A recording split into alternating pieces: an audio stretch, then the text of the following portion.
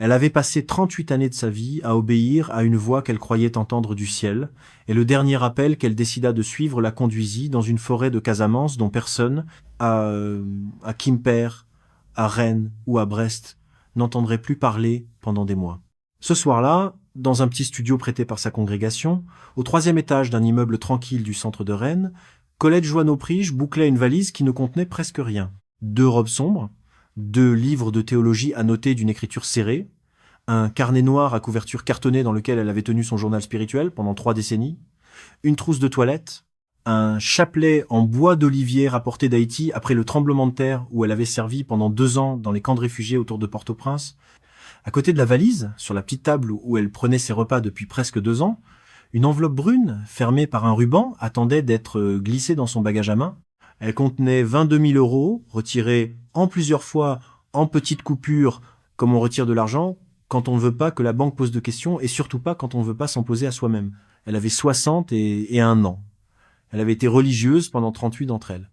Depuis presque 2 ans, elle vivait ce que sa congrégation appelait un temps de discernement, un congé autorisé, une porte laissée ouverte, une période où l'on ne quitte pas le couvent, mais où l'on n'y habite plus tout à fait. Cette nuit-là, elle envoya un message court à sa sœur cadette Agnès, qui vivait à Brest. Le message tenait en 3 lignes. Elle disait qu'elle partait au Sénégal rencontrer quelqu'un. Elle disait qu'il fallait pas s'inquiéter. Elle disait qu'elle écrirait dès son arrivée. Et elle avait ajouté à la fin 3 mots simples qu'Agnès ne relirait vraiment que beaucoup plus tard, quand chaque syllabe deviendrait un poids qu'elle porterait pour le reste de sa vie. Je suis heureuse. Ce qui suit est l'histoire des 5 mois qui séparèrent ce message d'un appel du consulat de France à Dakar, un appel reçu par cette même sœur cadette un mardi matin, alors qu'elle préparait le café dans la cuisine d'un appartement de Brest qu'elle habitait seule depuis sa retraite. C'est l'histoire d'une femme qui avait consacré presque toute son existence à répondre à des appels invisibles et qui rencontra, sur un forum catholique en ligne, un homme qui avait appris patiemment, méthodiquement, avec une précision qui glacerait plus tard les enquêteurs les plus expérimentés de la police judiciaire de Ziguinchor, à parler exactement comme ces appels. Elle ne partit pas suivre un homme. Elle partit suivre ce qu'elle croyait être une vocation. Et quelqu'un, à 3000 km de son studio de Rennes, avait passé plus d'1 année à apprendre à parler la langue exacte des vocations. Cette enquête n'est pas celle d'une escroquerie amoureuse ordinaire, s'il en existe. Elle n'est pas l'histoire d'une femme naïve trompée par un homme malhonnête. Colette Joanneau-Prige n'était pas naïve. 38 ans de vie religieuse ne fabriquent pas des naïves. Elle fabrique des femmes disciplinées, structurées, habituées à interroger leurs propres motivations, à se méfier des mouvements du cœur trop rapides, à distinguer, pensait-elle, l'émotion authentique de l'illusion. Elle avait été formée pendant des décennies à discerner les esprits, à reconnaître ce qui, dans une intuition, venait de l'amour véritable et ce qui venait d'autre chose. Cette femme-là fut piégée quand même. Pour comprendre comment cela fut possible, il faut remonter loin en arrière, jusqu'à une petite ville du Finistère où une enfant du nom de Colette entendit, un dimanche matin d'hiver, une chose qu'elle appellerait toujours par la suite le premier appel. Colette Joanneau-Prige était née à Quimper, en Bretagne, dans une famille catholique pratiquante mais sans excès, une famille qui allait à la messe le dimanche et qui laissait le reste de la semaine à la mer, au marché, aux longues conversations autour des repas. Son père était instituteur dans une école primaire du centre-ville.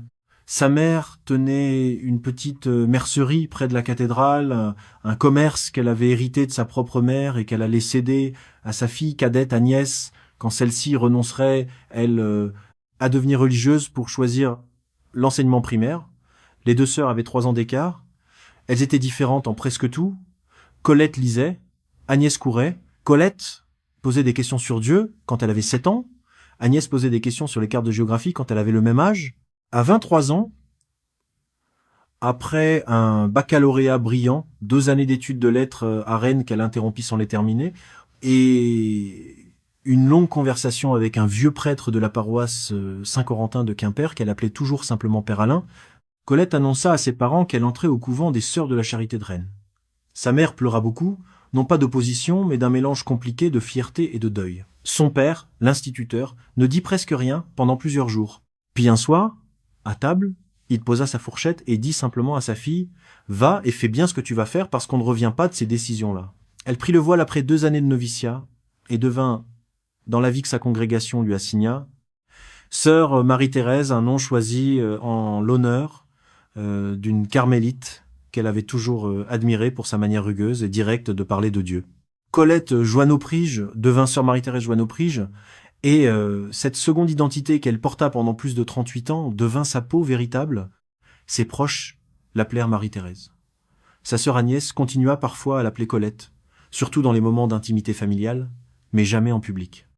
Sa congrégation l'envoya d'abord enseigner dans une école catholique de Brest, où elle passa 6 ans à faire découvrir la littérature française à des élèves de 14 ans, puis à Rennes, dans un collège du centre, pendant 8 autres années, puis à Madagascar, dans une école de brousse de la région d'Antananarivo, où elle resta 9 ans, et où elle apprit le malgache assez bien pour rêver dans cette langue. Puis, après le tremblement de terre qui dévasta Haïti, la congrégation lui demanda si elle voulait bien partir dans les camps de réfugiés autour de Port-au-Prince, où l'on avait besoin de toute main, de patience, de foi, qui tiennent quand la terre bouge encore sous les pieds. Elle y resta 2 ans. Ces 2 ans lui laissèrent des cauchemars qu'elle ne raconta jamais à personne, et une certitude qu'elle exprima une seule fois à sa sœur Agnès, lors d'un retour à Brest pour l'enterrement de leur mère. Je crois que là-bas, dit-elle, j'ai vu quelque chose que je ne peux pas oublier, mais je ne saurais pas dire quoi. Puis, à 52 ans, elle rentra en France définitivement. Sa congrégation lui confia des responsabilités administratives au couvent de Rennes, une charge d'accompagnement des jeunes novices, quelques conférences occasionnelles dans des écoles catholiques de Bretagne sur les questions de mission et de service. Ce fut une période plus calme, plus intérieure, dont elle ne se plaignait jamais, mais qu'elle sentait, sans oser se le formuler clairement, comme le début d'une lente descente vers quelque chose qui ressemblait à une question qu'elle n'avait plus posée depuis ses 23 ans. Suis-je encore à ma place ici? Si vous ressentez déjà, en écoutant cette histoire, quelque chose se serrer dans votre poitrine, cette intuition sourde que ce qui s'est joué là dépasse le simple récit d'une femme trompée. Alors, prenez un instant maintenant pour vous abonner à cette chaîne. Chaque semaine, nous documentons des affaires vraies, des enquêtes qui ont demandé des mois de patience à des policiers de plusieurs pays, des vies brisées par des mécaniques que presque personne ne voit venir avant qu'il ne soit trop tard. Activez la cloche pour ne manquer aucune de ces documentations. Partagez cette vidéo autour de vous avec quelqu'un qui pourra avoir besoin, sans le savoir, d'entendre exactement ces mots. Et maintenant, revenons à Colette Joanneau-Prige, dans ce studio de Rennes, où, quelques années avant le voyage qui allait tout emporter, une question qu'elle croyait morte se remit lentement à respirer. La question ne vint pas d'un coup. Elle vint, comme viennent les choses graves, par petites entailles répétées dans la trame quotidienne, si fines qu'on les remarque qu'après, quand le tissu commence à se déchirer tout seul. Elle commença par des lassitudes qu'elle attribua d'abord à l'âge. Une messe conventuelle plus difficile à traverser, sans regarder l'horloge. Un office du matin où elle se surprit à réciter les psaumes en pensant à autre chose sans même savoir à quoi.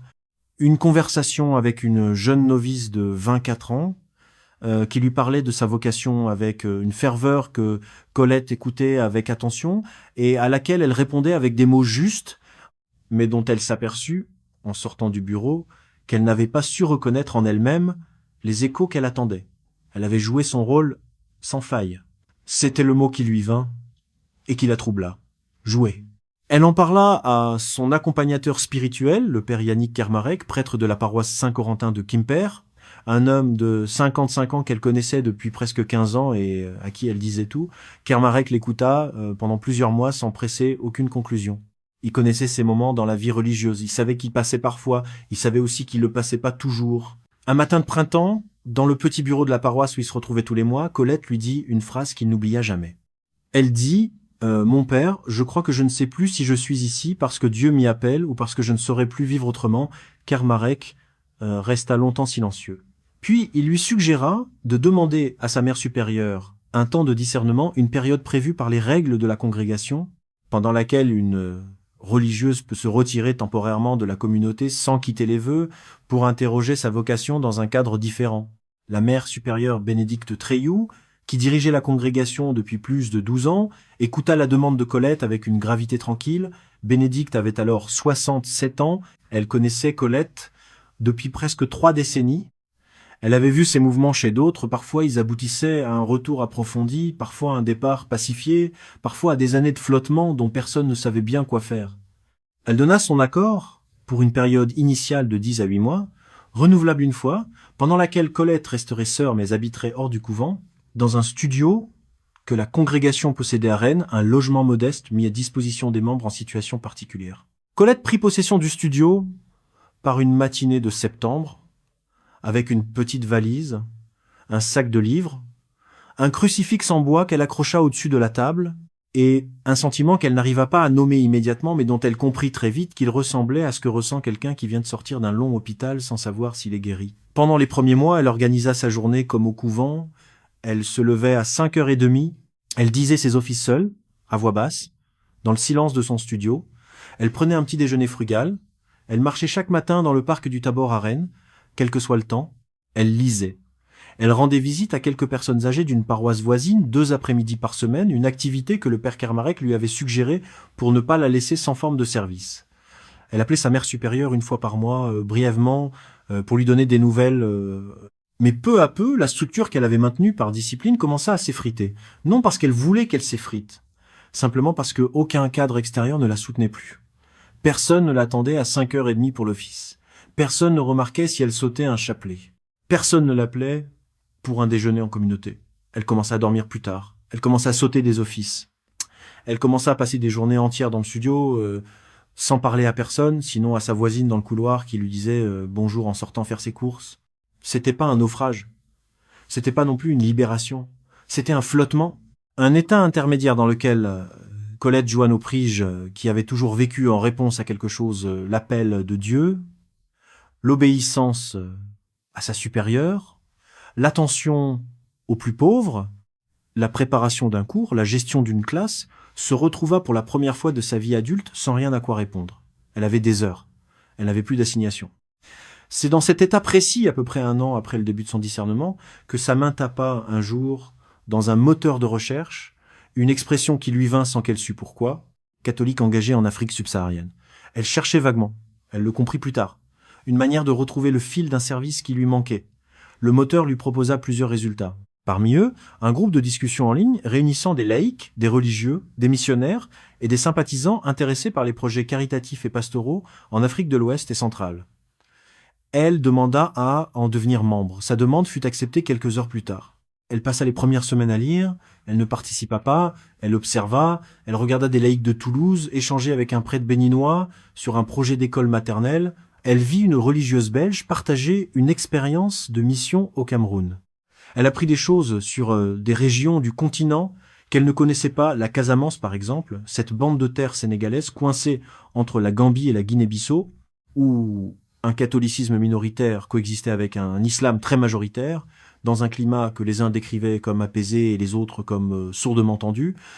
Un matin, un message paru dans le fil de discussion. Il était signé Ibrahima Diallo. Le message était court, courtois, écrit dans un français impeccable. Il se présentait comme architecte indépendant basé à Ziguinchor, dans le sud du Sénégal, en Casamance. Il disait travailler sur des projets d'architecture communautaire pour des paroisses catholiques de la région école, centre de santé, salle paroissiale. Il disait chercher des correspondants européens intéressés par ce type de projet, avec lesquels échanger des idées, des ressources, des expériences.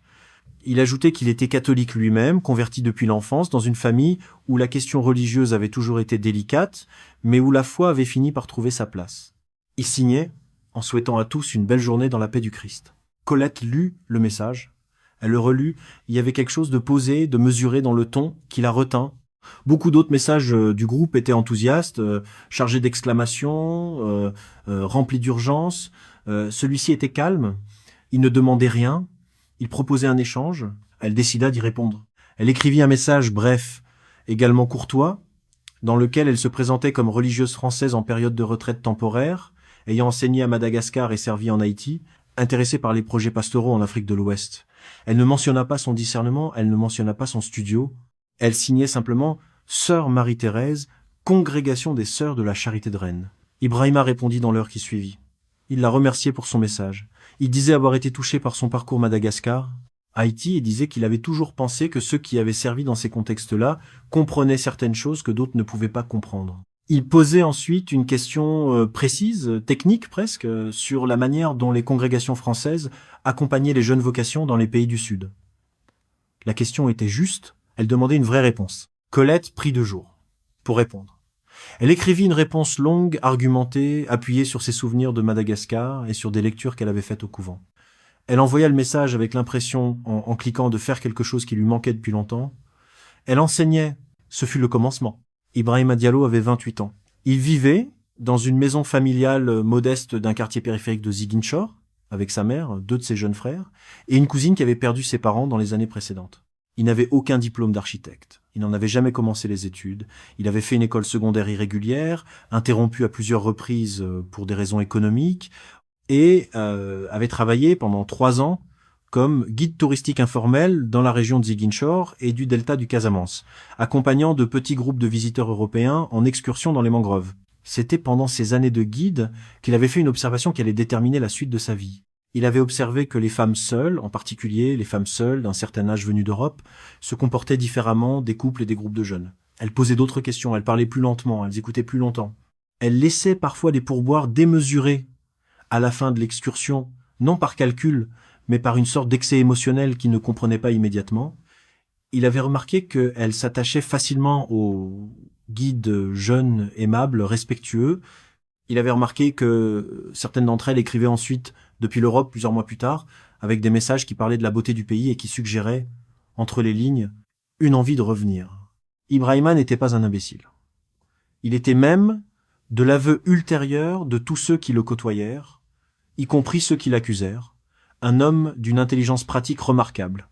Il avait la mémoire des visages, il avait la mémoire des mots, il avait surtout une capacité peu commune à écouter vraiment longtemps, sans interrompre ce que les gens disaient d'eux-mêmes, et à en tirer, silencieusement, des cartes de leur intérieur. Il avait compris, quelque part entre la fin de son adolescence et le début de sa vingtaine, qu'il pouvait, s'il le voulait, faire de cette capacité une méthode.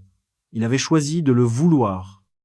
Sa cible naturelle, au début, avait été le tourisme des femmes seules flirtations passagères, qui se transformaient parfois en petits envois d'argent depuis l'Europe, cadeaux ponctuels, aides pour des situations inventées. Il avait gagné ainsi, au cours des 2 années précédentes, plusieurs milliers d'euros, mais il avait aussi observé quelque chose de plus intéressant. Les femmes qui étaient venues sur des projets caritatifs, sur des missions religieuses, sur des chantiers d'associations chrétiennes, étaient différentes. Elles avaient plus d'argent. Elles avaient surtout beaucoup plus de discipline intérieure. Elles se méfiaient des flirts. Elles étaient plus difficiles à approcher. Mais elles avaient un point d'entrée que les touristes ordinaires n'avaient pas. Elles répondaient à la langue de la foi. Elles répondaient à la langue de la mission. Elles répondaient à la langue de l'appel. Il s'était mis à apprendre. Pendant plus d'1 année, seul, sur son téléphone, avec une méthode dont personne autour de lui ne soupçonna la profondeur, Ibrahima Diallo avait étudié le catholicisme. Il avait appris les saints, il avait appris les fêtes liturgiques, il avait lu, en résumé, plusieurs encycliques papales, il avait mémorisé des passages entiers du Concile Vatican II, il avait appris comment on parlait dans les milieux catholiques, engagé les tournures, les silences, les manières de citer un verset sans le nommer, les manières d'invoquer la providence sans avoir l'air de mendier une réponse. Il n'était pas devenu croyant. Il ne s'était pas converti à quoi que ce soit. Il avait simplement appris à parler une langue qui, pour ceux qui la parlaient de naissance, était le tissu même de leur vie intérieure. Il l'avait apprise avec la même patience méthodique qu'un espion apprend une langue étrangère avant d'être envoyé en poste. Sur le forum où Colette l'avait trouvé, il n'était pas nouveau. Il y postait depuis plusieurs mois avec parcimonie, sous une identité qu'il avait construite avec soin. Il avait volé les photographies d'un vrai architecte sénégalais installé à Saint-Louis, un homme d'une 40aine d'années dont il utilisait le visage souriant, discret, professionnel, sans jamais partager les images en trop grande quantité pour ne pas attirer les recherches inverses. Il avait légèrement vieilli son propre âge dans son profil, il se présentait comme ayant 36 ans, ce qui rendait plausible une carrière d'architecte déjà installée. Il ne draguait personne sur le forum. Il ne répondait pas aux femmes trop enthousiastes. Il attendait une correspondante précise, quelqu'un qui écrivait bien, qui pensait longtemps avant de répondre, qui parlait la même langue théologique que lui, et qui, pour une raison ou pour une autre, semblait avoir du temps. Colette Joanneau-Priche, sœur Marie-Thérèse, entra dans ses lectures comme entre en scène l'actrice principale d'une pièce que le metteur en scène attend depuis longtemps. Les échanges entre eux se firent d'abord rares. Un message par semaine. Puis 2. Puis un tous les 2 jours. Ils commencèrent par des questions d'ordre général sur les projets pastoraux, sur les jeunes vocations en Afrique, sur la manière dont l'Église pouvait accompagner la pauvreté sans se substituer à l'État. Ibrahima décrivait des projets d'architecture qu'il disait mener en Casamance un petit centre paroissial dans un village qu'il nommait précisément une école primaire qu'il aurait aidé à concevoir dans une paroisse voisine, un dispensaire de brousse en discussion. Il envoyait de temps en temps des photographies qui ressemblaient à des plans, à des chantiers, à des enfants d'école debout devant des bâtiments en construction. Colette ne se demandait pas si les photographies étaient authentiques. Rien dans sa vie ne l'avait préparé à imaginer qu'un homme puisse mentir à ce niveau de détail. Après quelques semaines, Ibrahima commença à parler de lui, de sa famille, de sa conversion, disait-il, qui remontait à son enfance, quand une religieuse d'origine française qui enseignait dans une école de Ziguinchor l'avait pris sous son aile après la mort prématurée de son père. Il évoquait cette religieuse avec une émotion mesurée, sans excès. Il ne se souvenait pas d'elle avec le sentimentalisme d'un enfant qui aurait été porté par la nostalgie, il en parlait avec la gratitude d'un homme qui aurait été formé par quelqu'un. Colette lut ces messages et sentit quelque chose se réchauffer dans sa poitrine, quelque chose qu'elle identifia, sans se méfier, comme le simple bonheur de retrouver, dans une vie qui en manquait, la présence d'un jeune qu'elle aurait quelque chose à donner. Il posa un jour une question. Il demanda si elle accepterait, quand elle en aurait le temps, de l'accompagner dans quelques réflexions spirituelles personnelles qu'il n'osait pas confier à son curé local, parce que le curé, disait-il, avait tendance à donner des réponses trop rapides. Il voulait quelqu'un qui prenne le temps, il voulait quelqu'un qui écoute avant de répondre. Colette accepta sans hésiter. Elle s'en fit même une joie discrète. Elle n'y vit pas un piège.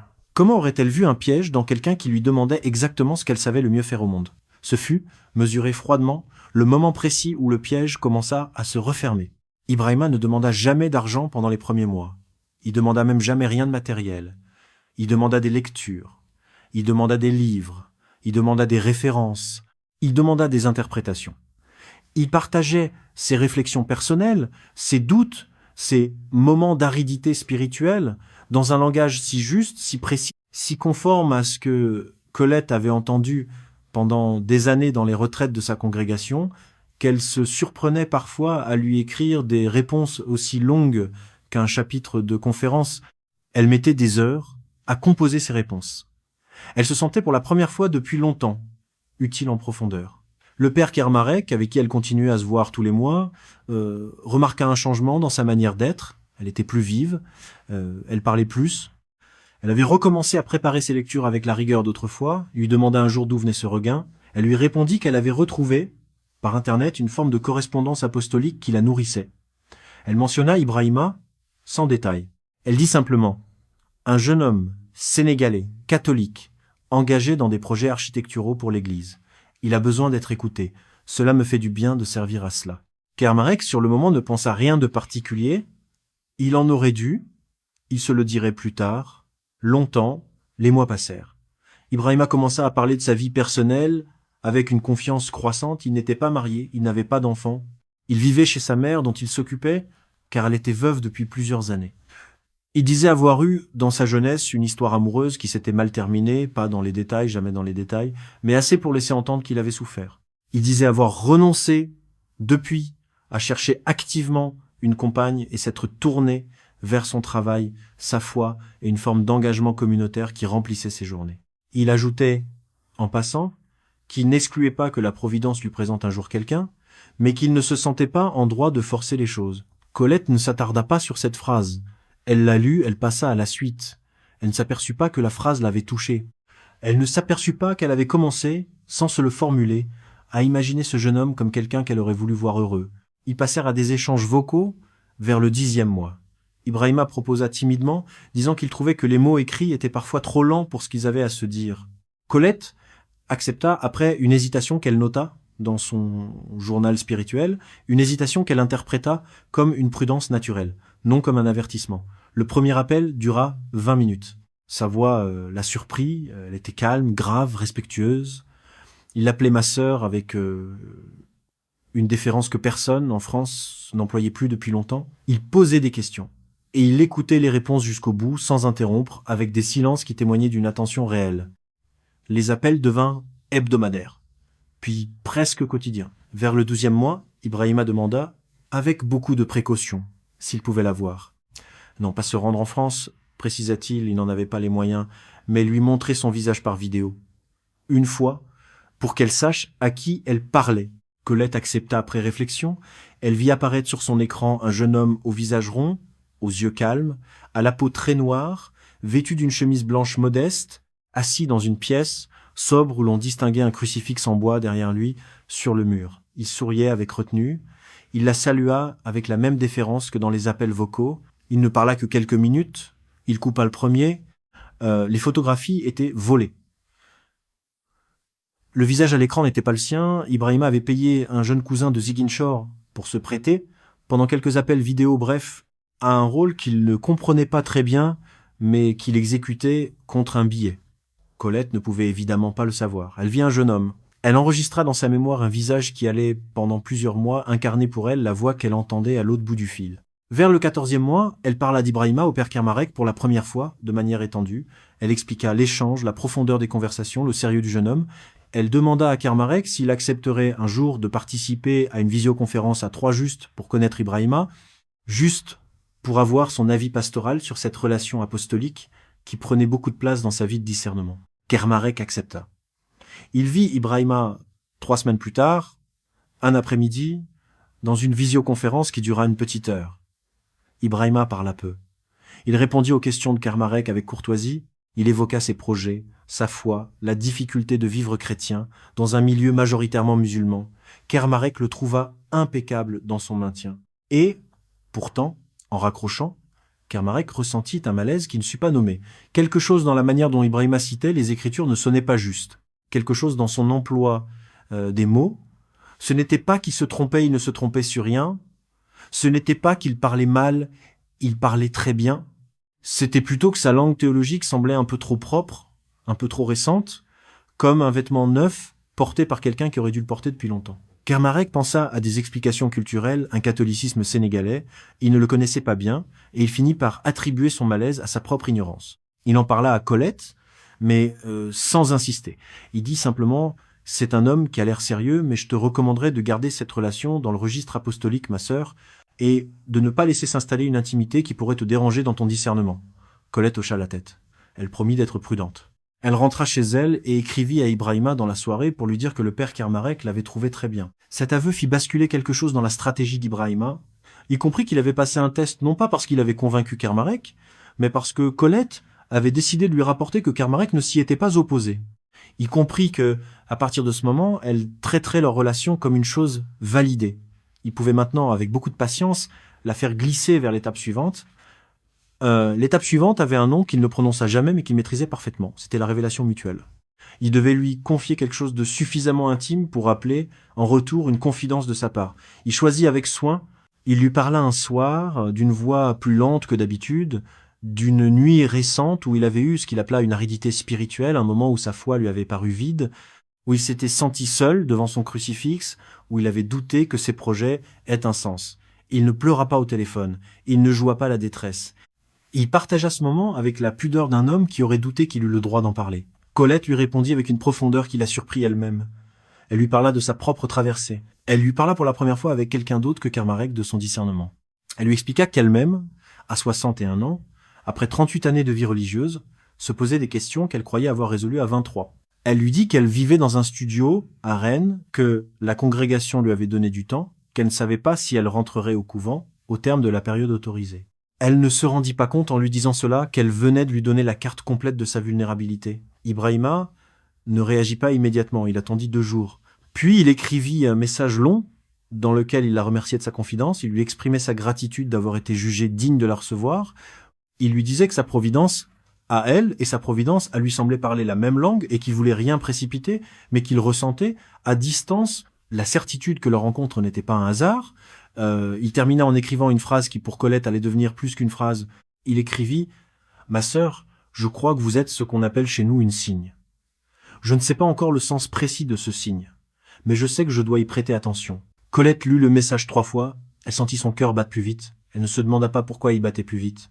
Elle interpréta ce battement, dans son journal spirituel, comme une émotion apostolique, la joie de savoir que sa vie, même hors du couvent, servait encore. Elle nota dans son carnet noir « Ce jeune homme voit en moi ce que ma sœur supérieure ne voit peu, être plus. C'est une consolation. » Ce qu'elle ne nota pas parce qu'elle ne se le formula pas, c'est qu'aucun être humain sur cette terre ne lui avait jamais dit qu'il la considérait comme un signe. Pas Kermarec. Pas la mère supérieure Bénédicte Treilloux, pas sa propre sœur Agnès, pas ses parents avant leur mort. Personne. La vie religieuse est faite de vocation à Dieu, pas de vocation en tant qu'être. On y sert. On n'y est pas contemplé. Elle venait d'être contemplée pour la première fois en 61 ans. À partir de ce moment, ses réponses à Ibrahima devinrent plus longues, ses appels devinrent plus fréquents. Elle se surprit à attendre ses messages avec une impatience qu'elle interpréta encore comme apostolique. Elle se surprit à ranger son studio avec plus de soin les jours où ils devaient se parler par vidéo. Elle se surprit à choisir ses habits, sa robe grise plutôt que sa robe noire, un foulard clair plutôt qu'un foulard sombre sans avoir conscience qu'elle choisissait. Ce fut au 17e mois qu'Ibrahima aborda pour la première fois l'idée que Colette pourrait éventuellement venir en Casamance. Il ne lui demanda pas de venir. Il évoqua l'idée comme on évoque une possibilité lointaine. Il dit qu'il aimerait, un jour, si Dieu le permettait, qu'elle vît de ses propres yeux les projets sur lesquels ils échangeaient depuis si longtemps. Il évoqua l'école qu'il disait aider à construire. Il évoqua le futur centre communautaire dont il parlait depuis des mois. Il évoqua la beauté de la Casamance en saison sèche. Il ne pressa pas et il glissa la proposition dans une conversation d'apparence anodine et changea de sujet aussitôt. Colette y pensa toute la semaine. Elle ne parla pas immédiatement de ce projet au père Kermarec. Elle voulait, se dit-elle, y réfléchir seule. Elle ouvrit une carte du Sénégal sur son écran. Elle regarda la Casamance. Elle chercha Ziguinchor. Elle vit un fleuve. Elle vit des mangroves. Elle imagina un pays. Elle sentit quelque chose qu'elle n'avait pas senti depuis Haïti, l'attirance d'un ailleurs qui aurait besoin d'elle. Le 19e mois arriva. Ibrahima ne pressa jamais. Il continua à évoquer la possibilité comme un rêve mesuré. Il parla d'un projet précis, un petit centre paroissial dans un village de l'intérieur, dont un curé local avait besoin d'un accompagnement pédagogique pour organiser des ateliers de catéchèse pour adultes analphabètes. Il dit qu'il pensait à elle chaque fois qu'il en parlait avec ce curé. Il dit que ce curé, à qui il avait mentionné qu'il connaissait une religieuse française avec une longue expérience de mission, aurait souhaité la rencontrer. Il ajouta, dans le même message, « Mais je ne veux surtout rien vous demander, ma sœur. Je sais que votre place est là où Dieu la met. Si Dieu vous met à Rennes, restez à Rennes. Si Dieu vous appelle ailleurs, vous saurez. » Cette phrase-là fut la clef. Colette la relut plusieurs fois. Elle se demanda pas si c'était Ibrahima qui l'appelait. Elle se demanda si c'était Dieu qui l'appelait à travers Ibrahima. C'était pas la même question. La première question aurait pu être résolue par le doute. La seconde ne pouvait être résolue que par l'obéissance. Elle en parla à Kermarec à la fin d'une confession, presque en passant. Elle lui dit qu'elle envisageait un séjour de quelques semaines au Sénégal pour accompagner un projet catéchétique local. Kermarec sursauta intérieurement, il posa quelques questions. Combien de temps, où précisément, qui l'accueillerait? Colette répondit avec une précision qui montrait qu'elle avait déjà, sans se l'avouer, tout organisé mentalement. Kermarec dit qu'il fallait en parler à la mère supérieure. Elle le lui promit, elle n'en parla à la mère supérieure Bénédicte Treilloux que 2 semaines plus tard, dans une conversation téléphonique brève un dimanche soir. Elle présenta le projet comme un accompagnement ponctuel pour une paroisse de Casamance. Elle ne mentionna pas Ibrahima. Elle mentionna un curé local dont elle donna un nom, que Bénédicte n'entendit qu'une fois, et qu'elle ne prit pas le temps de vérifier. Elle demanda si sa congrégation y verrait un inconvénient. Bénédicte, prise à l'improviste, lui répondit qu'elle ne s'y opposait pas dans son principe, mais qu'elle aimerait avoir plus d'éléments des coordonnées, une lettre d'invitation officielle de la paroisse haute, un calendrier précis. Colette promit d'envoyer tout cela. Elle raccrocha. Elle ne renvoya jamais aucun document. Bénédicte, elle-même prise dans d'autres urgences, ne relança pas. C'est ce silence-là que Bénédicte allait se reprocher longtemps par la suite, plus que le fait d'avoir accordé le discernement, plus que le fait de ne pas avoir imposé de retour. Elle allait se reprocher de ne pas avoir décroché son téléphone une seconde fois pour dire simplement à Colette, « Ma sœur, je ne peux pas laisser une religieuse de notre congrégation partir dans une région que je ne connais pas, sur invitation d'un homme dont je n'ai pas vérifié l'existence. » Elle allait se reprocher ce silence pendant des années. Colette fit sa réservation d'avion elle-même, avec l'argent de son compte personnel. Elle ne demanda pas à sa congrégation de la financer, ce qui aurait déclenché une procédure administrative qu'elle voulait éviter. Elle acheta un billet ouvert pour Dakar, avec un vol intérieur pour Ziguinchor, prévu le lendemain de son arrivée. Elle prépara sa valise, elle prépara ses livres, elle prépara son enveloppe brune. L'enveloppe brune n'avait pas été prévue au début, c'était Ibrahima qui, quelques semaines avant la date du départ, avait mentionné, pour la première fois, avec une pudeur exemplaire que le curé de la paroisse qui devait l'accueillir avait un problème matériel avec la construction du petit centre communautaire. Il manquait, avait dit Ibrahima, environ 22 000 euros pour que le chantier puisse démarrer.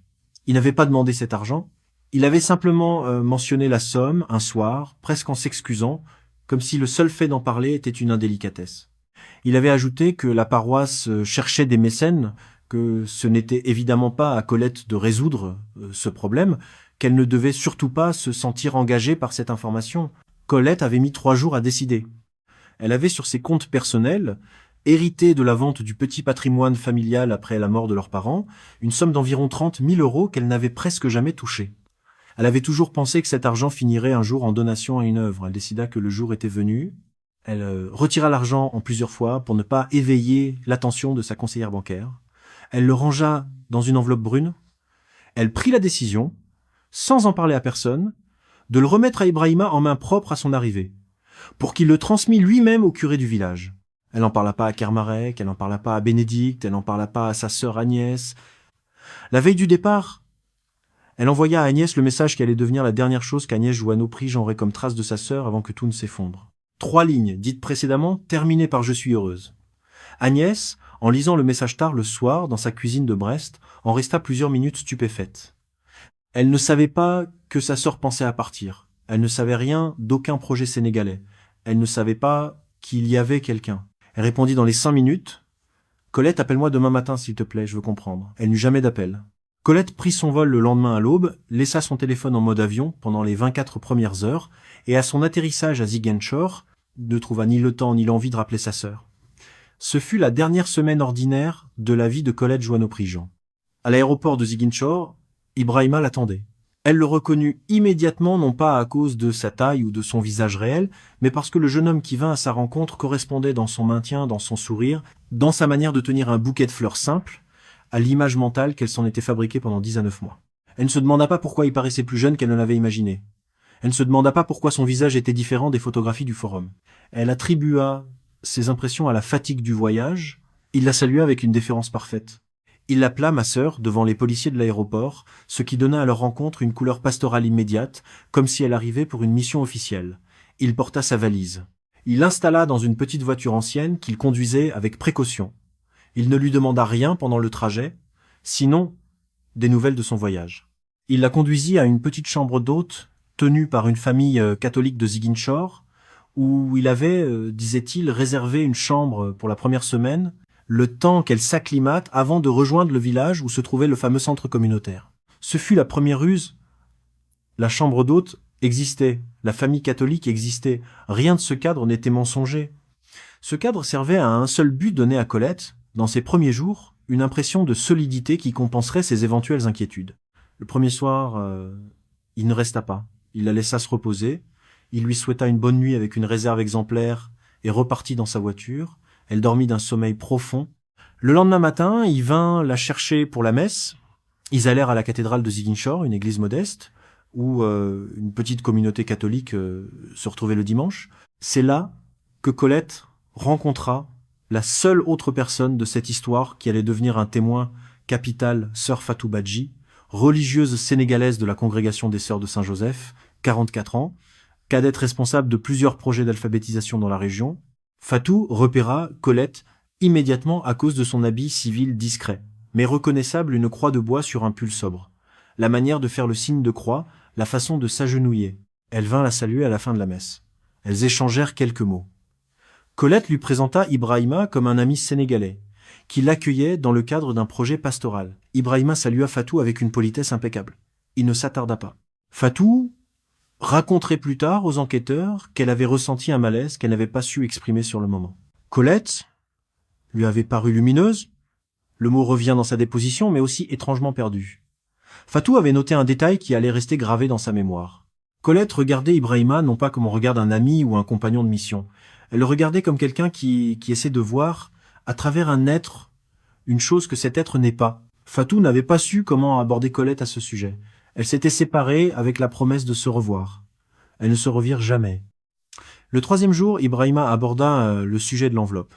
Il le fit avec pudeur. Il rappela qu'il n'avait rien demandé, qu'elle était libre de son geste, qu'il l'aiderait simplement à transmettre l'argent au curé du village si elle maintenait sa décision de contribuer. Colette lui remit l'enveloppe le soir même, dans un moment presque solennel, comme on remet un don à une œuvre. Ibrahima la reçut avec gravité. Il posa l'enveloppe sur une petite table. Il fit un signe de croix. Il remercia Colette au nom du curé qu'il ne nomma jamais avec exactitude. Ce curé n'existait pas. Le village existait. Le centre communautaire n'existait pas. Le 5e jour, Ibrahima proposa un autre arrangement pratique. Il dit que pour éviter tout risque de perte, lors des déplacements dans l'intérieur du pays, il valait mieux qu'il garde le passeport de Colette en lieu sûr chez lui à Ziguinchor. Il dit que la région où il se rendrait ensuite comportait quelques contrôles administratifs occasionnels, qu'il valait mieux éviter d'y trimballer un document précieux, qu'il s'occuperait de le lui restituer dès le retour à Ziguinchor. Il présenta cette proposition avec le naturel d'un homme qui aurait donné le même conseil à sa propre sœur. Colette hésita quelques secondes. Puis elle lui tendit son passeport. Elle avait, à ce moment-là, une expression qu'elle-même n'aurait pas su interpréter. Quelque chose en elle savait, très faiblement, qu'elle venait de faire une erreur. Quelque chose de plus fort en elle décidait de ne pas écouter cette petite voix. Ce fut la deuxième perte fondamentale. Après l'argent, elle envoya à sa sœur Agnès ce 5e jour un deuxième message. Il était court. Elle disait qu'elle allait bien, qu'elle passait quelques jours dans une belle région, qu'elle rentrerait dans quelques semaines, qu'elle expliquerait tout à son retour. Agnès répondit dans l'heure avec une longue série de questions. Colette ne répondit pas. Le lendemain, elle éteignit son téléphone pour économiser la batterie, dit-elle à Ibrahima. Ibrahima confirma que le réseau serait mauvais là où il partait. Puis Ibrahima et 2 hommes qu'il présenta comme des cousins l'emmenèrent en voiture vers l'intérieur des terres, dans une zone forestière de la Casamance profonde, en direction de la frontière guinéenne. Ils roulèrent plusieurs heures. La piste devenait mauvaise, le paysage devenait dense. Colette regardait par la fenêtre avec un sentiment qu'elle interprétait encore comme l'excitation d'une nouvelle mission. Elle s'était pas rendue compte qu'aucun des 3 hommes ne lui parlait plus avec la déférence des premiers jours. Un 3e message parvint à Agnès Joanneau-Prige 4 jours plus tard, envoyé depuis le téléphone de Colette. Il était plus court que les précédents. Il disait simplement qu'elle allait bien, qu'elle serait en retraite silencieuse pendant plusieurs semaines, qu'il ne fallait pas s'inquiéter du silence. Ce message ne venait plus de Colette. Il venait d'Ibrahima. Colette Joanneau-Prige, à la date où ce message fut envoyé, n'était probablement déjà plus vivante. Les enquêteurs n'établirent jamais la date exacte de sa mort avec certitude, mais les éléments matériels du dossier laissèrent penser qu'elle se produisit dans les 2 semaines qui suivirent son arrivée en Casamance profonde. Agnès Joanneau-Prigent essaya d'appeler sa sœur pendant les semaines qui suivirent. Le téléphone sonnait dans le vide, puis se coupa. Elle envoya des messages qui ne furent pas lus. Elle appela le studio de Reine Personne.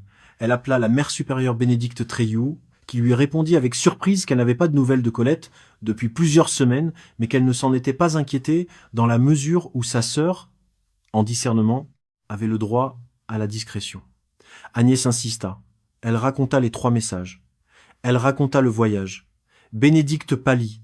Elle demanda à Agnès de lui laisser 2 jours pour vérifier certaines choses par elle-même. Bénédicte appela le père Kermarek. Elle apprit en une conversation d'1 demi-heure l'existence d'Ibrahima. Elle apprit la visioconférence à 3. Elle apprit le malaise que Kermarek n'avait pas su exprimer. Elle raccrocha bouleversée. Elle appela le consulat de France à Dakar. Dans l'heure qui suivit, elle demanda à parler au consul général. On lui passa M. Thierry Lacombe, 53 ans, consul général de France, en poste à Dakar depuis presque 2 ans. Lacombe l'écouta avec la politesse professionnelle qui était sa manière de tout traiter. Il lui expliqua qu'une disparition présumée d'une ressortissante française majeure au Sénégal ouvrait une procédure précise, que le consulat contacterait la police judiciaire sénégalaise, que les délais habituels étaient de plusieurs semaines. Il ne montra ni panique ni empressement. Il notait des informations sur un dossier qu'il allait, en raccrochant, poser sur une pile de dossiers similaires. Ce fut Agnès Joanneau-Prige qui appela le consulat à son tour le lendemain matin. Elle appela avec une insistance de sœur cadette qui refusait la routine des procédures. Elle raconta, pour la 3e fois de la semaine, l'histoire complète. Elle demanda si le consulat avait déjà agi. Lacombe lui répondit avec courtoisie qu'il avait transmis le dossier à la police judiciaire de Ziguinchor. Il ne lui donna pas de date précise. Le dossier arriva, effectivement, à Ziguinchor, quelques jours plus tard, sur le bureau d'un homme qui allait devenir la seule figure d'espoir de toute cette histoire. Il s'appelait Mamadou Kouyaté. Il avait 48 ans, il était inspecteur à la direction de la police judiciaire de la région, natif de Casamance. ancien élève de l'école de police de Dakar. Il parlait le français, le wolof, le diola, un peu de mandingue, il connaissait sa région comme on connaît sa cour. Il n'avait aucune illusion sur les mécanismes qui prospéraient dans les zones de tourisme informel et de forêts profondes. Il lut le dossier une première fois. Il le lut une deuxième fois. Il souligna quelques éléments. Un nom, Ibrahima Diallo. Un âge donné dans le dossier, 36 ans, qui nota avec une petite marque d'interrogation dans la marge, une profession architecte, une région Ziguinchor, une somme 22 000 euros, un passeport gardé par la partie sénégalaise, un déplacement vers l'intérieur non précisé, 3 messages contradictoires envoyés depuis un téléphone que la femme portée disparue n'utilisait plus apparemment elle-même. Kouyaté ouvrit son propre carnet. Il commença à téléphoner à des collègues, à des informateurs, à des chauffeurs de taxi, à des propriétaires de chambres d'hôtes, à des vieux commerçants du marché de Ziguinchor. En 4 jours, il localisa Ibrahima Diallo. Il ne vivait pas dans une maison inaccessible. Il vivait, comme depuis toujours, dans le quartier familial d'un secteur périphérique de Ziguinchor, dans la maison où l'attendaient sa mère et ses jeunes frères. Il n'avait jamais été architecte. Il n'avait pas 36 ans. Il en avait 28. Il n'était pas non plus catholique, sa famille était musulmane, comme la très grande majorité de la population de la ville. Kouyaté alla le chercher un matin, calmement, avec 2 collègues, sans intervention musclée, sans exhibition d'armes. Il connaissait ces situations. Il savait que la peur crée des fuites, et que les fuites créent des morts supplémentaires. Il voulait qu'Ibrahima parle. Il l'amena au commissariat central, il l'installa dans une salle sobre, il lui offrit du thé. Il lui posa des questions dans un français précis, presque lent, dépourvu d'agressivité. Ibrahima commença par nier. Il dit ne pas connaître de Colette Joanneau-Prige. Il dit ne connaître aucune religieuse française. Il dit vivre tranquillement, s'occuper de sa famille, ne rien avoir à voir avec cette histoire. Kouyaté sortit d'un dossier les impressions écran des échanges du forum, obtenus par une réquisition administrative que la sœur cadette de Colette avait obtenue par les autorités françaises. Il posa les impressions sur la table. Il attendit. Il ne dit rien pendant plusieurs minutes. Ibrahima changea de version. Il dit oui, il avait connu cette femme, oui, il avait accueilli à Ziguinchor, oui, elle était venue quelques jours, mais qu'elle était repartie de son propre gré vers l'intérieur du pays pour faire, disait-il, une retraite spirituelle solitaire dans un village dont il ne se souvenait plus exactement du nom. Il savait pas où elle se trouvait aujourd'hui. Il n'avait pas de nouvelles depuis plusieurs semaines. Kouyaté écouta cette deuxième version avec la même impassibilité que la première. Il n'y crut pas une seconde. Il connaissait la Casamance profonde. Il savait que personne, absolument personne, ne pouvait aller y faire une retraite spirituelle solitaire sans être encadré par une paroisse locale, une famille d'accueil, un dispositif quelconque. Il savait aussi qu'aucune paroisse de la région, dans les listes qu'il consulterait dans les jours suivants, n'avait accueilli récemment de religieuses françaises du nom de Colette Joanneau-Prige, ni de sœur Marie-Thérèse. Il ne mit pas Ibrahima sous pression brutale. Il le libéra le soir, même sous surveillance discrète. Il voulait voir qui il appellerait, où il irait, quels amis il fréquenterait dans les jours suivants. Kouyaté travaillait à l'ancienne. Il travaillait au fil. Pendant les semaines suivantes, Kouyaté remonta patiemment. Il interrogea la famille catholique de la chambre d'hôte, qui confirma que Colette avait bien été logée là pendant 6 jours. Il interrogea sœur Fatou Badji, qui décrivit sa brève rencontre avec Colette et son malaise. Il retrouva le nom du village vers lequel Ibrahima avait, semblait-il, conduit Colette et ses 2 cousins, un village situé en zone forestière, près de la frontière guinéenne, dans une région où les patrouilles étaient rares et les témoins encore plus rares. Il envoya des équipes sur place. Elles firent le tour des habitations. Personne n'avait vu la femme décrite. Il n'y avait ni curé prêt à recevoir, ni centre communautaire en construction, ni projet catéchétique. Kouyaté fit arrêter Ibrahima formellement à la fin du 3e mois d'enquête. Cette fois, il ne le libéra pas. Il présenta à Ibrahima les éléments du dossier, les faux profils, les mensonges sur la profession, l'inexistence des projets, l'incohérence des versions, la disparition sans trace de la Française. Il lui dit calmement qu'il savait qu'il l'avait tuée, qu'il ne cherchait plus à obtenir des aveux, qu'il cherchait maintenant à retrouver le corps pour permettre à la famille de faire son deuil. Il lui dit qu'il pouvait obtenir des circonstances atténuantes s'il indiquait le lieu. Ibrahima nia pendant plusieurs jours, puis, au bout d'1 semaine de garde à vue, il céda. Il indiqua un lieu approximatif, à environ 60 km au nord-est de Ziguinchor, en pleine zone forestière. Le corps de Colette Joanneau-Prige fut retrouvé 5 mois et 3 semaines après son départ de Rennes, par une équipe de gendarmes accompagnée de chasseurs locaux qui connaissaient les pistes forestières. Elle portait encore son chapelet en bois d'olivier autour du cou. Le procès d'Ibrahima Diallo se tint au Sénégal plusieurs mois plus tard, devant un tribunal criminel de Ziguinchor. Il fut poursuivi pour meurtre, séquestration, vol et escroquerie. Il tenta, à l'audience, une dernière version, une histoire d'accident, une chute dans la forêt, une panique, un enterrement improvisé. Personne ne le crut. Il fut condamné à 20 ans de travaux forcés, peine maximale applicable dans les circonstances juridiques du dossier. Il purge sa peine dans un établissement pénitentiaire du Sénégal. L'argent, les 22 000 € de l'enveloppe brune, ne fut jamais entièrement retrouvé. Une partie avait été dépensée dans les semaines qui avaient précédé l'arrivée de Colette, dans des achats matériels destinés, comprit-on, à donner à Ibrahima l'apparence d'un homme installé pour les jours de contact avec elle. Le reste avait disparu dans le tissu économique local, remis à des tiers, engagé dans des dépenses courantes. La justice sénégalaise n'ordonna aucune restitution effective à la famille.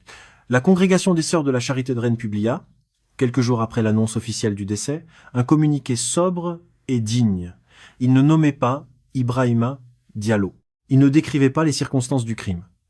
Il consacrait 3 paragraphes à la vie et à l'œuvre de Sœur Marie-Thérèse Joanneau-Prige Madagascar, Haïti, 38 années de service.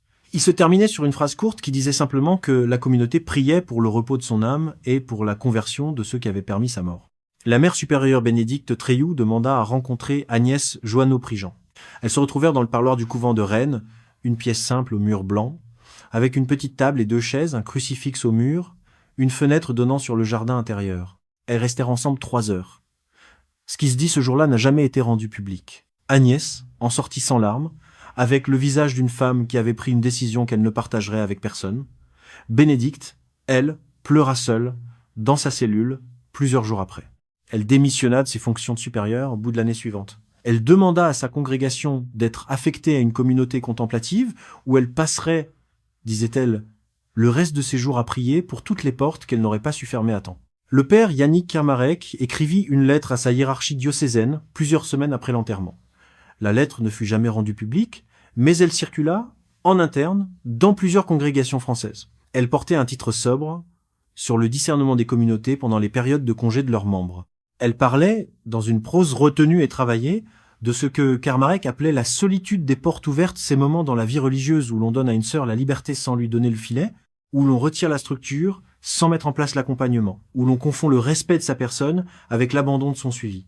La lettre n'accusait personne. Elle formulait, avec une précision presque juridique, des propositions concrètes pour que d'autres périodes de discernement ne se transforment pas en zones sans veille. Plusieurs congrégations françaises, sans en faire de communication publique, ont depuis modifié leurs procédures internes. Agnès Joanneau-Prige alla récupérer les affaires de sa sœur au consulat de France à Dakar, plusieurs mois après la conclusion de l'enquête. Le consulat lui remit un carton scellé contenant ce qui avait été retrouvé 2 livres de théologie annotés, un carnet à couverture noire, dont les dernières pages étaient blanches, une petite croix en bois. Le chapelet en bois d'olivier avait été rendu à la congrégation. Le passeport retrouvé chez Ibrahima Diallo au moment de son arrestation fut également remis à la famille avec le tampon administratif de clôture. Dans le sac glissé entre les pages du carnet noir, il y avait aussi une photographie imprimée d'Ibrahima Diallo, le vrai, cette fois, pas celui du forum. La photographie avait été envoyée à Colette dans les dernières semaines avant son départ. Au dos de la photographie, dans l'écriture soignée et penchée que la famille connaissait, Colette avait écrit une seule phrase, en petits caractères qu'il fallait presque tenir près des yeux pour lire. Je crois que c'est lui. Agnès Joanneau-Prige tint la photographie longtemps dans sa cuisine de Brest. Elle ne parvint pas à décider ce qu'elle devait en faire. Elle ne pouvait pas la jeter. Elle ne pouvait pas non plus la garder à la vue. Elle finit par la glisser à l'intérieur d'un vieux missel que sa sœur lui avait offert 20 ans plus tôt. Elle referma le livre. Elle rangea le livre dans un tiroir. Elle n'ouvrit plus le missel. Le dernier document de cette affaire, dans l'ordre chronologique, est le rapport final de l'inspecteur Mamadou Kouyaté, remis aux autorités françaises quelques mois après la condamnation d'Ibrahima Diallo. Le rapport fait plusieurs dizaines de pages. Il détaille l'enquête, la reconstitution des faits, les carences constatées dans le suivi de Colette Joanneau-Prigent, tant en France qu'au Sénégal, les mécanismes de manipulation utilisés par Ibrahima Diallo. Sa dernière phrase, dans la section intitulée « Profil de la victime », est devenue, dans les milieux qui étudient ce type d'affaires, une phrase que l'on cite parfois sans en donner la source. Elle dit ceci. Madame Joanneau-Prige n'avait pas perdu la foi. Elle avait rencontré quelqu'un qui savait à quoi la foi ressemble de l'extérieur et qui en avait fabriqué une copie. Cette copie avait tenu 10 à 9 mois d'échanges patients, 3 vidéoconférences, dont une avec un prêtre expérimenté, une nuit d'insomnie dans un studio de Rennes, un vol Paris-Dakar, un vol intérieur pour Ziguinchor, 6 jours dans une chambre d'hôte, une messe à la cathédrale, un don de 22 000 €, la remise volontaire d'un passeport et un dernier trajet en voiture vers une forêt de Casamance. Elle n'avait pas tenu au-delà. Ceux qui étudient ces affaires, pour tenter d'en prévenir la répétition, retiennent de ce dossier plusieurs enseignements. Le premier tient à la nature de la vulnérabilité. Colette Joanneau-Prige n'était pas une femme naïve. Elle était une femme momentanément sans cadre. C'est la disparition provisoire de sa structure de vie, pas son âge, pas son isolement affectif, pas une prétendue crédulité qui l'avait rendue perméable à une voix qui parlait exactement la langue qu'elle avait passé sa vie à écouter. Toute personne, en période de transition profonde, sortie d'une longue vie professionnelle, sortie d'un mariage de plusieurs décennies, sortie d'un engagement communautaire, traverse un moment similaire. La question n'est pas d'éviter ces transitions.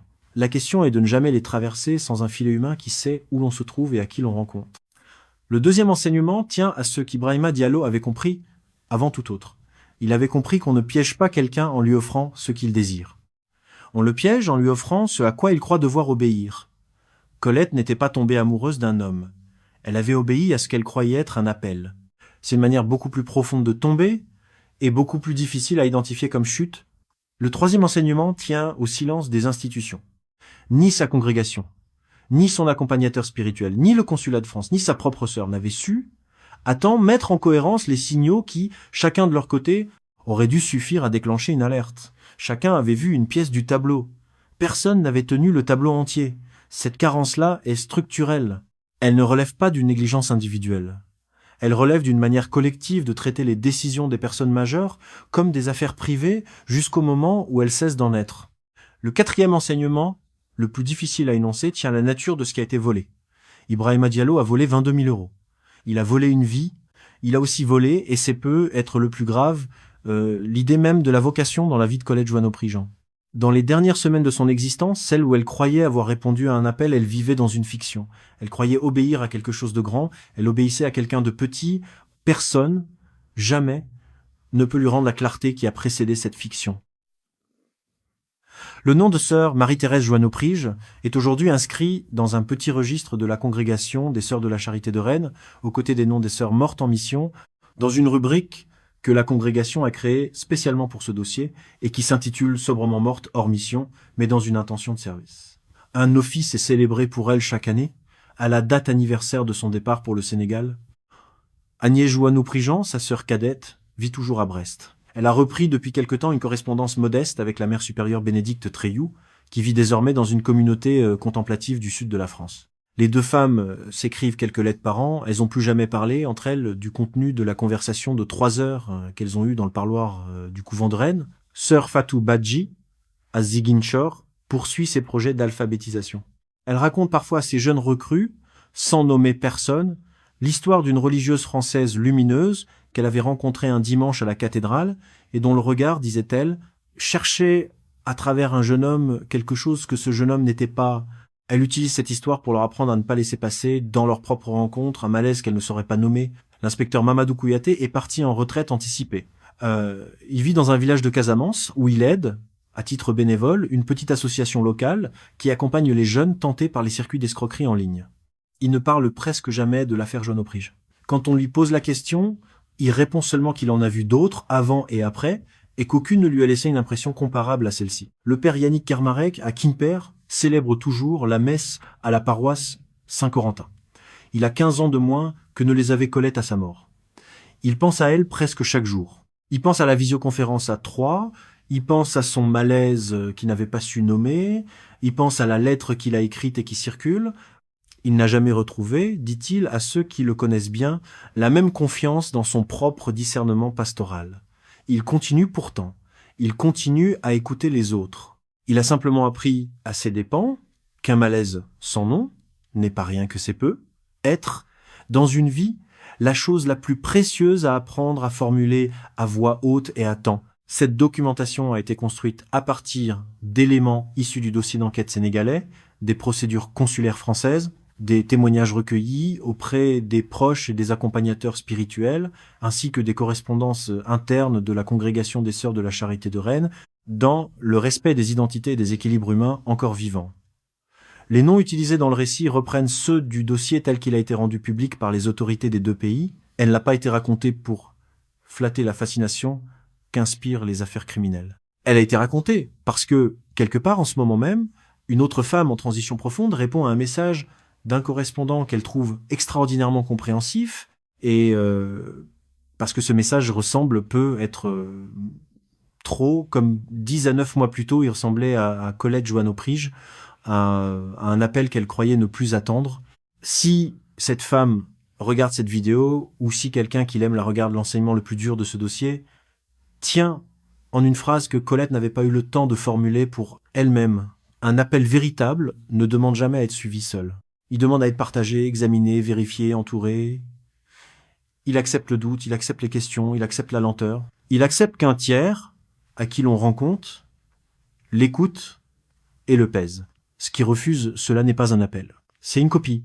Et une copie, aussi parfaite soit-elle, finit toujours par se briser sur un chemin de forêt d'où l'on ne revient pas.